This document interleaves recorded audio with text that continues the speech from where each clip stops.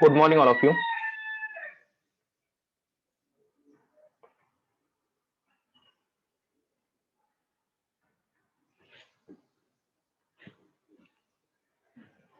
तर आज आपण बघतोय chapter number 15 the laws of thought. आता लॉजिक मध्ये आपल्याला पार्ट 1 आणि पार्ट 2 आहे पुस्तकात, आणि यातील पार्ट 1 मधील आज शेवटचा टॉपिक आहे. यानंतर आपण पुढच्या लेक्चर पासून लॉजिकचा पार्ट 2 शिकायला सुरुवात करणार आहोत. आता याच्यामध्ये काय काय येते बघा कंटेंट मध्ये. Two interpretations of the laws of thought. The laws of thought as applied to proposition. The laws of thought as applied to things and the function of the laws of thought. आता एक्झामच्या दृष्टीने या chapter बद्दल तुम्ही प्रश्न check करायचा प्रयत्न केला असेल तर एक गोष्ट लक्षात येईल, या चॅप्टर मध्ये जेवढं काय मटेरियल आहे ते क्वेश्चन नंबर 4 मध्ये किंवा क्वेश्चन नंबर 2 मध्ये आन्सर देण्यासाठी सफिशियंट नाही. त्यामुळे या जर चॅप्टर बद्दल क्वेश्चन आला तर तो क्वेश्चन नंबर 1 मध्ये येऊ शकतो. म्हणजे काय, एक दोन ओळीत जी काही उत्तर लिहायची असतात तेवढाच त्याच्यावर प्रश्न येऊ शकतो. आणि चॅप्टर मध्ये कंटेंट किंवा या चॅप्टरचा जो काही आकार आहे तो एवढा लहान आहे की तुम्ही एक दोन वेळा जरा चॅप्टर वाचला तरी सुद्धा चॅप्टर मध्ये सर्व मटेरियल तुम्ही कव्हर करू शकता. आता बेसिकली चॅप्टर मध्ये काय ते बघूया. तर पहिला पॉईंट आहे two interpretations of the laws of thought. आता इंटरप्रिटेशनचा अर्थ लक्षात घ्या, एखाद्या गोष्टीचा अर्थ ज्यावेळी आपण लावतो त्यावेळी त्याला आपण इंटरप्रिटेशन म्हणतो. Two interpretation of laws of थॉटचा अर्थ काय, तर लॉज ऑफ थॉटचे काय अर्थ लावण्याचे प्रकार असतील किंवा पद्धती असतील. तर लक्षात घ्या, लॉजिक आपण जे काही लॉजिक 1 मध्ये शिकत होतो त्यावेळी आपण लॉजिकची डेफिनेशन शिकलो होतो आणि तिकडे असं म्हटलं होतं की logic is a science of valid reasoning किंवा व्हॅलिड थॉट. मग आता व्हॅलिड रिझनिंग म्हणजे नक्की काय, कोणता विचार असेल किंवा कोणता अनुमान असेल योग्य अयोग्य आहे ठरवायचं कसं, तर हे ठरवण्यासाठी जे नियम तुम्हाला मदत करतात त्यांना मानतो आपण लॉज ऑफ थॉट. आता हे जे लॉज ऑफ थॉट आहेत त्यांचा अभ्यास करण्याचे दोन पद्धती आहेत, त्याचा अर्थ लावण्याची दोन पद्धती आहेत. पहिली पद्धत आहे the laws of thought refer to proposition. आता प्रपोजिशनचा अर्थ काय, जसे गणितामध्ये अंक असतात की प्रश्न पण अंकांच्याच फॉर्म मध्ये असणार, नंबर्स मध्ये असणार आहे आणि आन्सर पण नंबर्स मध्येच असणार आहे. तीच गोष्ट प्रपोजिशनच्या संदर्भात असते. लॉजिक मध्ये येणारं प्रत्येक वाक्य, मग ते प्रिमायसिस असू दे किंवा कन्क्लुजन असू दे, हे प्रपोजिशनच्याच फॉर्म मध्ये असतं. मग प्रपोजिशन हे काही वेळा सब्जेक्ट प्रेडिकेटच्या फॉर्म मध्ये असतील किंवा काही वेळा PQRS अशा प्रकारे व्हेरिएबलच्या फॉर्म मध्ये असतील. पण लॉजिक मध्ये जे काही येतं त्याला आपण प्रपोजिशन मानतो. मग पहिला म्हणतोय काय, the laws of thought refers to proposition. म्हणजे ही जे काही लॉजिकचं बेसिक मेजरमेंट आहे किंवा बेसिक एकक म्हणतो ज्याला, ज्याचा वापर करून आपण प्रत्येक गोष्ट एक्सप्लेन करतो किंवा एक्सप्रेस करतो. म्हणजे प्रिमाइस असेल, बेसिक माहिती असेल किंवा तुमचं अनुमान असेल, त्या प्रपोजिशनच्या संदर्भाने लॉज ऑफ थॉट शिकायचा आपण प्रयत्न करायचा. आणि दुसरा आहे laws of thought refer to things.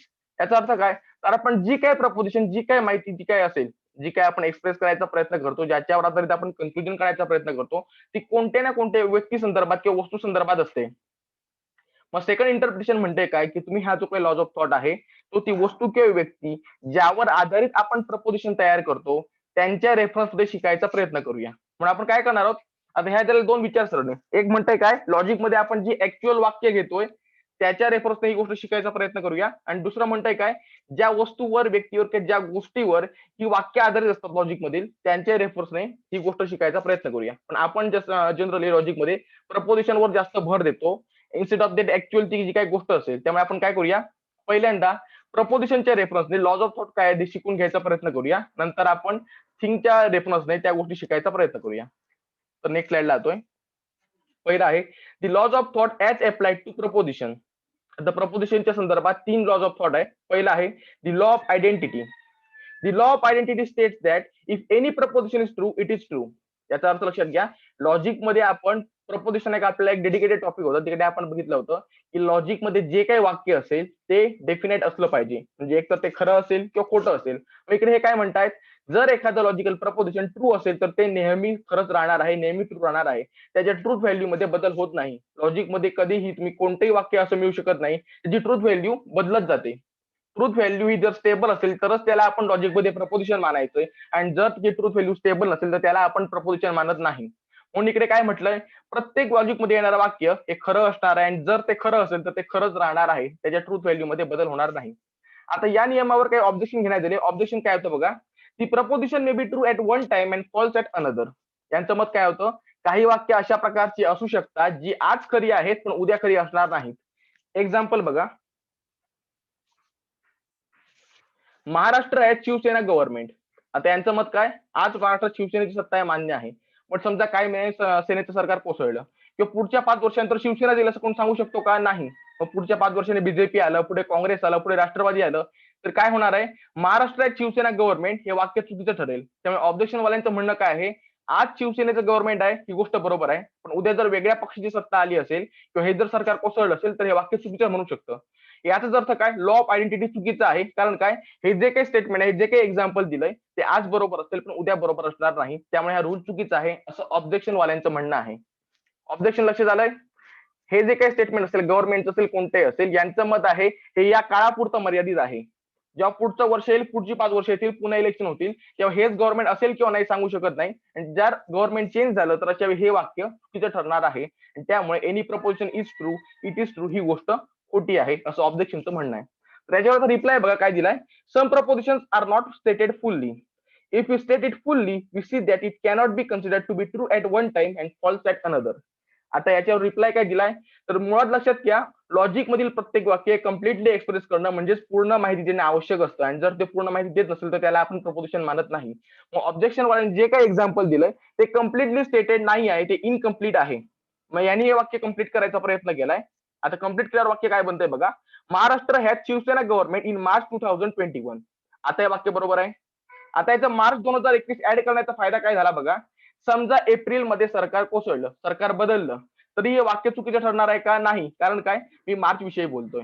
मग हेच लॉ ऑफ आयडेंटिटी सांगतोय, वाक्य कम्प्लिटली एक्सप्रेस करा. म्हणून बघा, जुनी जाणती घरची माणसं असतात ते सांगतात, आम्ही लहान असताना आमच्या काळात असं घडत होतं, तसं घडत होतं. त्यावेळी ते काय वापरतात, आमच्या वेळी किंवा आमच्या काळी. हे म्हणण्याचं कारण काय, जर त्याने आमच्या वेळी आमच्या काही वापरलं नाही तर जी गोष्ट त्यावेळी खरी होती ती गोष्ट आज खोटी ठरू शकते. पण आमच्या वेळी किंवा आमच्या काळी अशा प्रकारे गोष्ट, किंवा मालवणी म्हणतात आमच्या टायमात असा होत होता. मग याचं होतं काय, त्यामुळे त्या गोष्टीचा जो काही अर्थ आहे तो त्या वेळेपुरता, त्या काळापुरता मर्यादित राहतो. आणि जर तो मर्यादित राहिला असेल तर त्या काळात ती गोष्ट खरी होते आणि त्या काळापुरती मर्यादित राहिली ती गोष्ट आजही खरी राहणार आहे. फॉर एक्झाम्पल, एक गव्हर्नमेंटचं बघा, मी मार्च 2021 विषयी बोलतोय.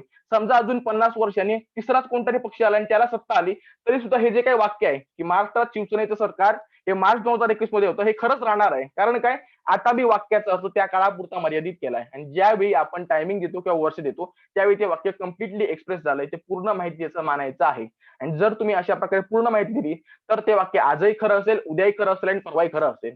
यामुळे आपला लॉ ऑफ आयडेंटिटी प्रूव्ह होत आहे की जर लॉजिक मध्ये एखादं प्रपोजिशन खरं असेल तर ते भविष्यात सुद्धा खरंच राहणार आहे. फक्त एकच याच्यासाठी कंडिशन प्रेसिडेंट आहे की ती जी काही गोष्ट आहे ती तुम्ही कम्प्लिटली एक्सप्रेस करा. जर इनकम्प्लिटली एक्सप्रेस केली तर अशा वेळी ते चुकीचं ठरू शकेल. ही स्लाइड समजली का? पहिला रूल समजलाय का बघा. काही शंका असेल तर मेसेज करून विचारा किंवा अनम्यूट करून विचारा.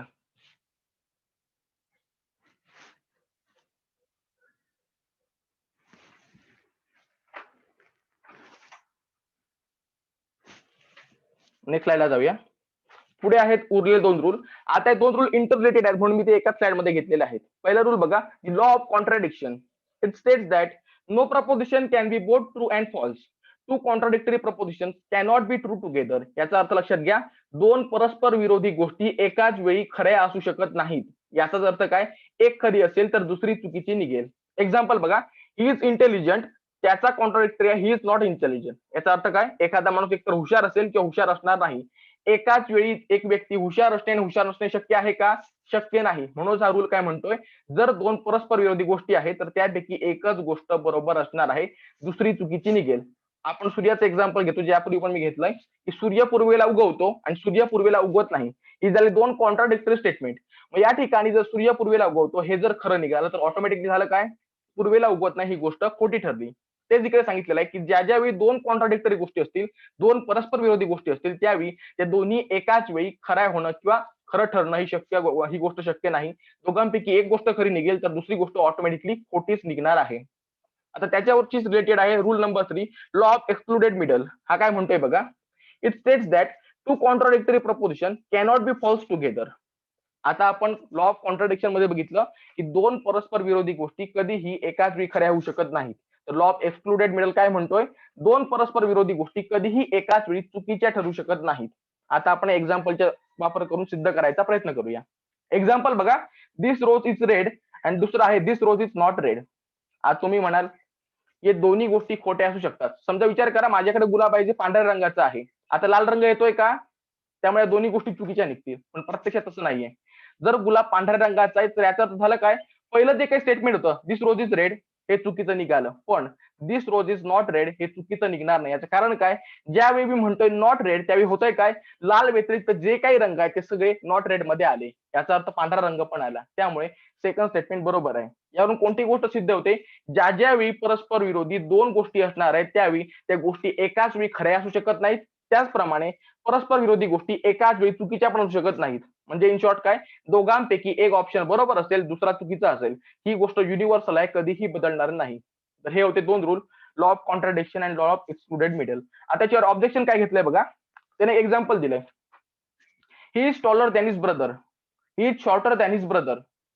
Both these proposition may be false and there may be a third alternative, namely he is as tall as his brother.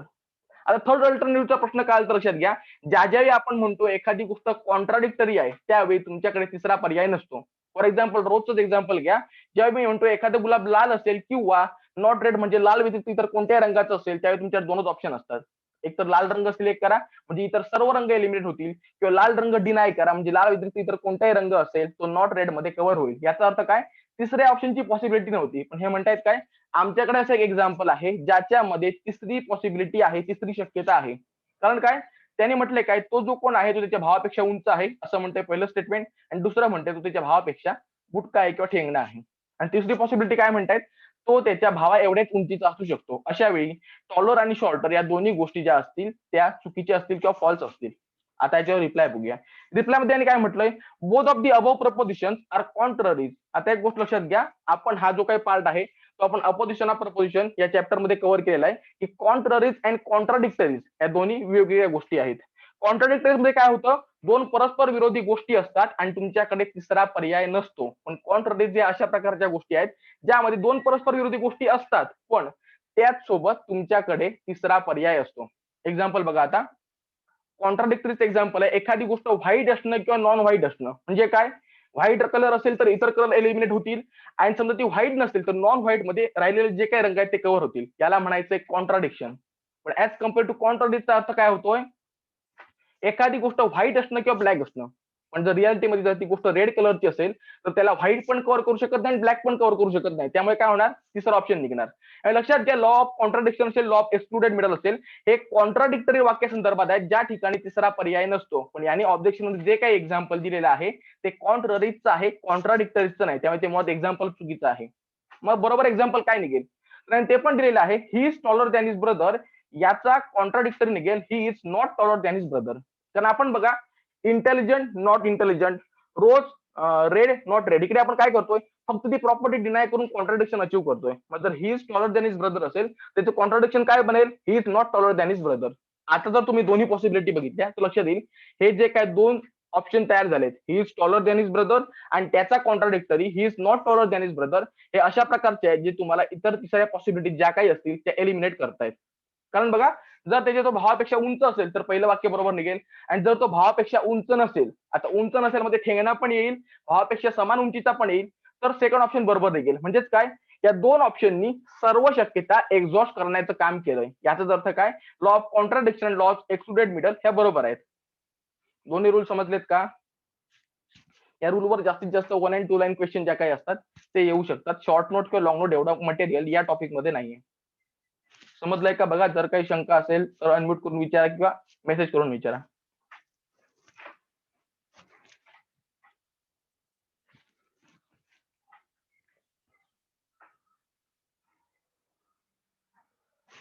पुढच्या स्लाइड कडे जाऊया.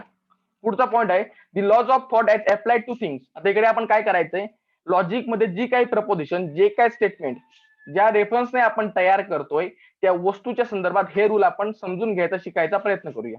तर पहिला म्हणतोय काय, the law of identity states that in spite of change in properties the subject remain the same. याचा अर्थ लक्षात घ्या, तुम्ही कोणतेही स्टेटमेंट करा, कितीही बदल करा, कितीही वेगवेगळी वाक्य तयार करा, ती जी काही गोष्ट आहे त्याचं जे काही बेसिक नेचर आहे त्याच्यात कधीही बदल होत नाही. याचाच अर्थ काय, एखादी गोष्ट आज खरी आहे तर ती उद्या खरी राहणार आहे. म्हणजे आगीचं एक्झाम्पल घ्या, आग म्हटल्यानंतर तिकडे हीट जनरेट होते, उष्णता तयार होते. मग तुम्ही आगीवर कितीही एक्सपेरिमेंट करा, काही करा, आगीकडून हीट जनरेशनचं काम असेल, की जी काही उष्णता असेल ती कधीही बदलणार नाही. तीच गोष्ट यांनी सांगितली आहे लॉ ऑफ आयडेंटिटी मध्ये, की त्या गोष्टीच्या संदर्भात प्रॉपर्टीमध्ये कितीही बदल करण्याचा जरी तुम्ही प्रयत्न केला तरी सुद्धा त्या गोष्टीचा जो काही बेसिक नेचर आहे, जे काही मूळ स्वरूप आहे ते कधीही बदलत नाही. हा होता law of identity. Law of contradiction काय म्हणतोय, that the same thing cannot possess two contradictory qualities. याचा अर्थ काय? दोन परस्पर विरोधी ज्या काही गोष्टी आहेत ते एकाच वेळी एकाच व्यक्तीत किंवा एकाच वस्तूत असू शकत नाहीत. याचा अर्थ काय?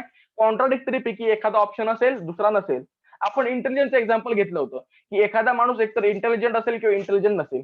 एकाच वेळी हुशार नसणं शक्य आहे का? किंवा एखादा माणूस आपण म्हणतो ऑनेस्ट असेल किंवा डिसऑनेस्ट असेल, मग एकाच वेळी तो माणूस प्रामाणिक आणि अप्रामाणिक असणं शक्य आहे का? नाही. तोच रूल ऑफ कॉन्ट्रडिक्शन म्हणतोय की जर दोन परस्पर विरोधी गोष्टी असतील तर अशा वेळी त्या दोन्ही परस्पर विरोधी गोष्टी एकाच वेळी एकाच व्यक्तीत एकाच वस्तूत असणं शक्य नाही. दोघांपैकी एक गोष्ट असेल तर दुसरी नसलीच पाहिजे. ज्यावेळी आपण एखाद्या माणसाला ऑनेस्ट म्हणू त्यावेळी डिसऑनेस्टी ऑटोमॅटिकली एलिमिनेट होईल. आणि जर त्याच्यात डिसऑनेस्टी असली असती तर त्याला आपण ऑनेस्ट मानलं नसतं. म्हणजेच काय? जर दोन परस्पर विरोधी गोष्टी असतील तर त्यापैकी एकच क्वालिटी त्या वस्तूत असेल किंवा त्या व्यक्तीत असेल, दुसरी क्वालिटी किंवा त्याच्या विरोधी क्वालिटी असणार नाही. थर्ड रूल बघा, the law of excluded middle states that everything must possess either of two contradictory qualities. इकडे पण तीच गोष्ट रिपीट केली आहे, म्हणून मी मगाशी सुद्धा कॉन्ट्राडिक्टरी आणि एक्सक्लुडेड मिडल एकाच वेळी घेतले होते. इकडे काय म्हटलंय बघा, everything must possess either of two contradictory qualities. आता आयदरचा अर्थ काय होतोय? ऑप्शन देणं. प्रत्येक गोष्टीमध्ये जर दोन विरोधी क्वालिटी असतील तर त्यापैकी एकच क्वालिटी असली पाहिजे. याचा अर्थ काय? दोन कॉन्ट्राडिक्टरी क्वालिटीज एकाच वस्तूत एकाच व्यक्तीत एकाच वेळी असू शकत नाहीत. त्यापैकी जर एक क्वालिटी असेल तर दुसरी ऑटोमॅटिकली एलिमिनेट झाली पाहिजे. म्हणजे जे काय आपण आयडेंटिटीमध्ये, कॉन्ट्राडिक्शन मध्ये आणि एक्सक्लुडेड मिडल मध्ये प्रपोजिशनच्या रेफरन्सने बघितलं होतं, तीच गोष्ट इकडे चेंजच्या रेफरन्सने सांगितलेली आहे. ही स्लाइड क्लिअर झाली का बघा? जर काही शंका असेल, काही समजत नसेल तर सांगा.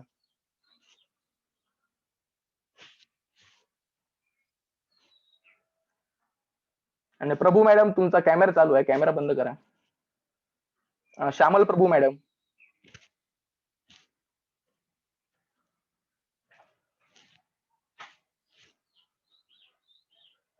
तर आता आपण लास्ट स्लाइड कडे येऊया. The function of laws of thought. इकडे काय म्हटलंय बघा, the laws of thought perform a negative function. याचं कारण काय? लॉजिक आपल्याला सांगतं व्हॅलिड रिझनिंग म्हणजे काय ते सांगा. बरोबर आहे? लॉज ऑफ थॉट करतात काय? काही नियम लिहून देतात आणि ते काय सांगतात, त्या नियमाचं जो पालन करणार नाही त्याचं रिझनिंग व्हॅलिड असणार नाही. आणि यामुळेच आपण म्हणायचंय की लॉज ऑफ थॉटचं जे काही फंक्शन ते निगेटिव्ह आहे. म्हणजे काय चुकीचं आहे ते सेपरेट करणं, म्हणजे जे काही निगेटिव्ह आहे त्याला सेपरेट करणं. आणि म्हणून आपण काय मानतोय, लॉज ऑफ थॉट जे काही सांगणार आहे त्याचं परफॉर्मन्स असेल किंवा जे काही फंक्शन असेल ते निगेटिव्ह असेल. पुढे काय म्हटलंय बघा, and influence would not be valid if it violates this rules. याचा अर्थ काय? जो काय तुम्ही इन्फ्लुअन्स करणार आहात तो जर या नियमांचं पालन करत नसेल, तो जर या लॉजचं पालन करत नसेल तर त्याला तुम्ही व्हॅलिड मानायचं नाही. मग शेवटी काय म्हटलंय बघा, however we have to admit that these laws are not sufficient for enabling us to draw inference. एक गोष्ट लक्षात घ्या, लॉज ऑफ थॉट कितीही झाले किंवा हे तीन लॉ कितीही महत्वाचे वाटले तरी सुद्धा फक्त या तीन नियमांचा वापर करून आपण प्रत्येक ठिकाणी प्रत्येक सिच्युएशन मध्ये इन्फ्लुअन्स काढू शकत नाही. आणि जर हे तीन लॉज ऑफ थॉट जर सफिशियंट असते तर अशा वेळी आपल्याला लॉजिकचे जे काही इतर चॅप्टर आहेत, फॉर एक्झाम्पल सिलॉइझम असेल, अपोजिशन ऑफ प्रपोजिशन असेल, डिडक्शन असेल, अशा प्रकारचे चॅप्टर, अशा प्रकारचे नियम इंट्रोड्यूस करायची गरज भासली नव्हती. पण हे तीन जे काही नियम आहेत, म्हणजे आयडेंटिटी असेल, कॉन्ट्राडिक्शन असेल, एक्सक्लुडेड मिडल असेल, हे नियम सफिशियंट नव्हते, नाहीत. आणि म्हणूनच आपल्याला इतर जे काही नियम आहेत त्यांचा अभ्यास करावा लागला. म्हणून एक गोष्ट लक्षात घ्यायची, हे जे काय फंक्शन मध्ये जे काय सांगतो याच्यावर क्वेश्चन येत नाही. पण समजा तुमच्या नशिबाने किंवा सुदैवाने दुर्दैवाने म्हणा एखादी शॉर्ट नोट या नियमावर विचारली आणि जर तुम्हाला उत्तर वाढवायचं असेल तर अशा वेळी फंक्शनचा जो काही पार्ट आहे तो वापरायचा, की लॉज ऑफ थॉट हा निगेटिव्ह पार्ट परफॉर्म करतो. जर लॉज ऑफ थॉटचं एखाद्या वाक्याने पालन केलं नाही, एखाद्या इन्फ्लुअन्सने पालन केलं नाही तर त्याला इनव्हॅलिड मानायचं आहे. त्याचबरोबर लक्षात ठेवायचं, हे रूल कितीही इम्पॉर्टंट वाटले तरी सुद्धा प्रत्येक सिच्युएशनशी डील करण्यासाठी हे रूल सफिशियंट नाहीत. एवढं सांगायचं नंतर नियम द्यायला सुरुवात करा. जनरली आणि मेजॉरिटी ऑफ द केसेसमध्ये नियमावर कधी शॉर्ट नोट आले नाही, पण समजा आली तर इंट्रोडक्शनचा पार्ट तुम्ही ऍड करू शकता आणि त्यानंतर एक एक नियम एक्सप्लेन करा आणि नंतर त्याची एक्झाम्पल त्याची तुम्ही स्वतः डेव्हलप केलेली असतील. तर आजचं लेक्चर संपलेलं आहे. लेक्चरमध्ये एवढाच कंटेंट होता आजच्या चॅप्टरसाठी. आपण नेक्स्ट लेक्चर पासून काय करणार आहोत, तर लॉजिकच्या पुस्तकामध्ये आपला पार्ट 1 आणि पार्ट 2 असतो. तर पार्ट 1 मध्ये तुमचे जे काही 7 टॉपिक होते ते सगळे टॉपिक आज आपले कव्हर झालेले आहेत. पार्ट 2 मध्ये जे काही तुमचे 4 टॉपिक राहिलेले आहेत ते टॉपिक आपण नेक्स्ट लेक्चर पासून कव्हर करायचा प्रयत्न करूया. जर कोणाला काही शंका असेल, एखादा स्लाइड एखादा पार्ट समजला नसेल तर अनम्यूट करा किंवा मेसेज करून सांगा. तसं जी काही पीडीएफ आहे, पीपीटी आहे, त्याची मी पीडीएफ करून ग्रुपवर शेअर करतो, वाचून घ्या. नाही काही समजलं तर व्हॉट्सअपवर मेसेज करा.